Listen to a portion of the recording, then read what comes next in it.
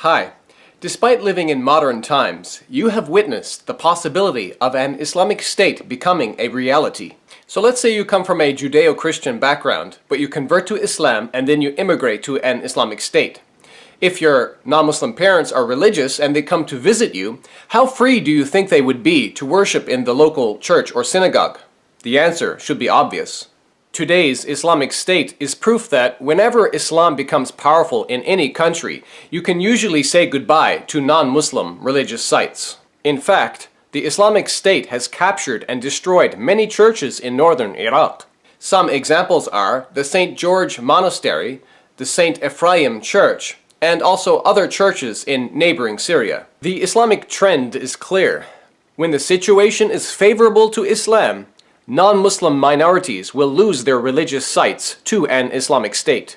However, in defense of Islam, you will often hear so-called moderate Muslims claiming that today's Islamic State is not permitted to destroy, capture, and possess non-Muslim religious sites, and they back their defense by quoting Quran chapter 22 verse 40, which says, الذين أخرجوا من ديارهم بغير حق إلا أن يقولوا ربنا الله ولولا دفع الله الناس بعضهم ببعض لهدمت صوامع وبيع وصلوات ومساجد يذكر فيها اسم الله كثيرا ولينصرن الله من ينصره إن الله لقوي عزيز. So regarding this Islamic destruction, capture, and possession of non-Muslim religious sites, who is correct? The so-called moderate Muslims or the Islamic State? I think to answer that question we need to refer to Muhammad. After all, Muslims believe he understood the Quran better than anyone.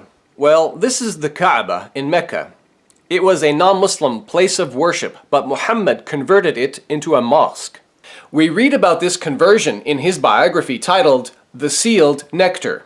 Page 394 says, quote, "It, meaning the Kaaba, was unfortunately infested with idols that numbered 360. He, meaning Muhammad, knocked them down with his bow while reciting the verse of the noble Quran, وَقُلْ جَاءَ الْحَقُّ وَزَهَقَ الْبَاطِلِ إِنَّ الْبَاطِلَ كَانَ زَهُوقًا."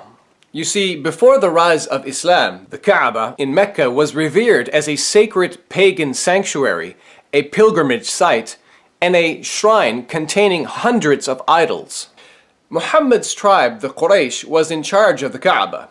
But when Muhammad claimed the shrine for his new religion of Islam, his tribe turned against him. Today, the site is a mosque, and the Kaaba no longer houses those idols. However, it still contains the black stone, or al-Hajar al-Aswad, a special object of veneration by the pre-Islamic pagans. Muslims still venerate this stone by kissing it or by waving their hands at it. So, from this sunnah or action of Muhammad, it appears the Islamic State does find justification for its own actions. But the sunnah of Muhammad is not the only place where they find justification. They also look to his authoritative companions.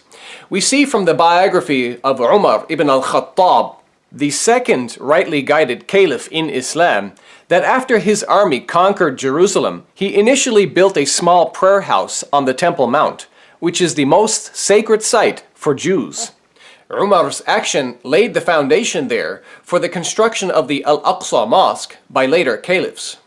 Now think about that again. The Temple Mount is the most sacred site in the world for Jews, yet there's an Islamic mosque built on it. What do you think the Muslims did to the second most sacred site for Jews? Well, the same thing happened there. In Hebron, at the Cave of the Patriarchs, containing the tombs of Abraham, Isaac, and Jacob, the Muslims converted the site into a mosque, although it was originally a Jewish place of prayer.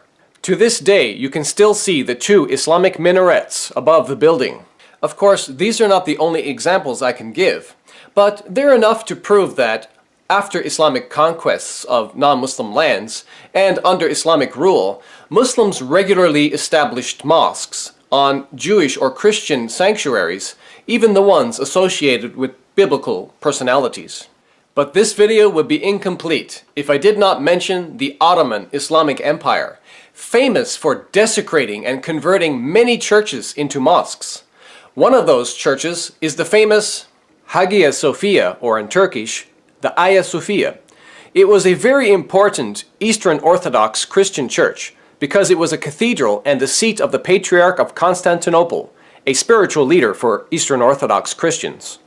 Constructed in the year 537, before the time of Muhammad, it was the world's largest cathedral for nearly 1,000 years. However, in 1453, the Muslim Ottoman Turks conquered Constantinople, modern-day Istanbul, and consequently the cathedral was converted into a mosque. After the Ottoman Islamic Empire was abolished, the Turkish government made the church a museum.